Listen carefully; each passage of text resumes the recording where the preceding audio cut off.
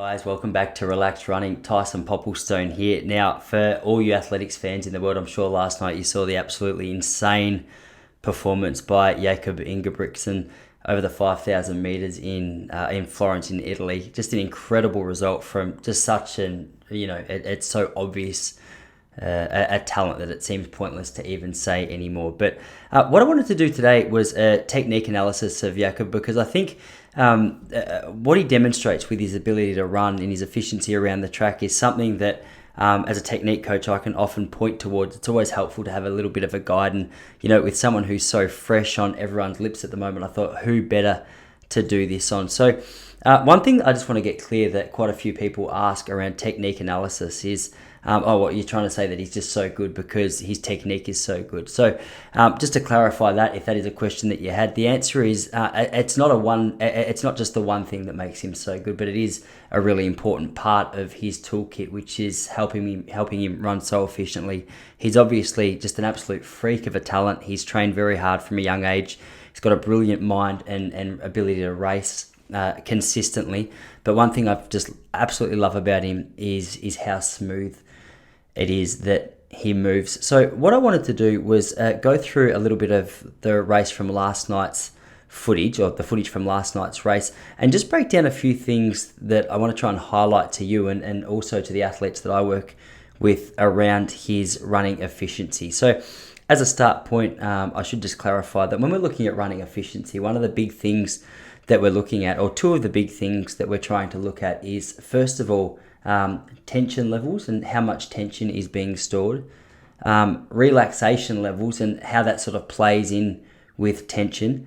The other thing is posture and strength and how those two correlate. And I think there's a few elements that Jakob really demonstrates beautifully that I want to go through now. So the footage that I have here from the latter stages of the race, the first part is about 4 or just over 4K in, and the last part is the last 150 meters or so of the run. So before I break anything down, let's just have a look at the footage that I've got here. So this is coming in with, I think, 2 laps to go. He's sitting in second amongst just an elite field. And here we are. This is with 150 meters to go when he makes his move. So it's just incredible to see him come home so quickly with the time that he's just posted on the board. It's quite terrifying, really. All right, so that's all the footage I've got. Let's just go back to the start, and I'm going to break down what it is that we're looking at here. So the very first thing that I look at when I'm working with an athlete, helping him run more efficiently, is, okay, how much tension is being stored through the neck, through the shoulders, through the chin, through the face. And it's quite clear here, especially when you look at it through full pace, that he's very relaxed. There's not much tension through his upper body. His neck, his head is all very relaxed. He's looking as though he's well in control, which, based on the fact he won by such a significant margin, is probably no surprise to us. So that the beauty with relaxation through the shoulders is obviously when there's tension there, it's a sign that we're about to try and go beyond our limits. It's one of the first things that we see go in a technical side of things when we start to deal with discomfort and pain in a race. Is often we'll see the shoulders come up, and as a result the ability to take oxygen in is limited. The ability for the body to move around efficiently is limited. So there's very little tension through his shoulders. One thing that I think is interesting as well, looking at Jakob, which you also notice through a bloke like Hicham El Guerrouj, is it's almost as though his legs are doing all the work and his arms are just coming along for a bit of a ride at the moment. They're swinging freely, he's nice and balanced, there's not a lot of excess movement through his upper body. And it just really contributes towards the efficiency of the movement that he's demonstrating. He's got around about a 90-degree angle through his arm, and that doesn't change much throughout the whole arm swing. One thing I think is interesting as well is that doesn't change that arm swing, and the fact that his upper body's just going through the motions or going for a little bit of a ride until that last 150 meters. So he's conserving quite a lot of energy through that upper body just there as well. There's minimal movement through the core, which we've spoken about. He's obviously a really strong athlete. He looks fit and strong through his upper body. His legs are strong as well, which is obviously developed through a whole lot of running work and core work and strength work that him and his brothers are doing in the gym. So The momentum that he develops through each of his strides as well is something that I wish we had more of a side-on view of his actual technique here, but you get a little bit of an idea that there's almost a slight lean forward. So if you look at the top of his head to the bottom of his heels, they're quite straight, but the angle of the top of his head to the base of his heels is very slightly, just a couple of degrees forward. Now, the beauty with that is obviously as his legs hit the ground, his center of mass, the center point of his weight in his upper body or the whole body is over the front foot, which is just a great contributor towards his next stride. So there's never any break-like effects taking place in his stride. Everything's just one continuous movement. As you can see here, there's just no wasted energy. It's just from one stride and straight into the other. There's no jolts in between that movement. So that posture is something that I think is often overlooked. We often hear run tall as the advice for athletes, but I think what's more effective is run with momentum. And what he's demonstrating here is just how having that center of mass developed over the front of your foot as it lands can develop momentum through each of those strides.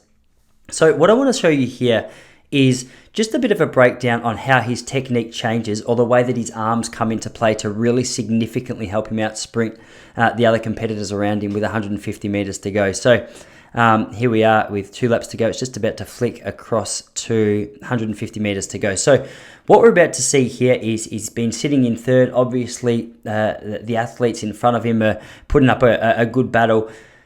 Now, what you see with Jakob here is those arms, which were just going along for a bit of a ride, had been conserved, had been saved, had just been serving the purpose of keeping him balanced.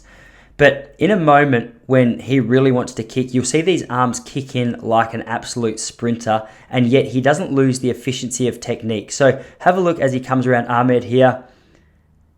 And look at the difference here. As he finds his balance around this bend, his arms really start pumping. He's almost like a sprinter here. Now, if you contrast this to the rest of the race, you're going to see a significant difference. The arm forward is a lot more powerful and the arm swing back is a lot more powerful. The reason that's significant is because the momentum developed through the arm swing back is a direct lever which works in unison with the leg. So especially as you're fatigued, a stronger arm swing is, assuming your technique or the tension levels in your upper body is still quite relaxed, that movement is really going to help the leg drive, which in this situation helps him kick past these athletes. I wish we had a side view here, but you can really see the movement through his arms as he comes past with about 50 meters to go.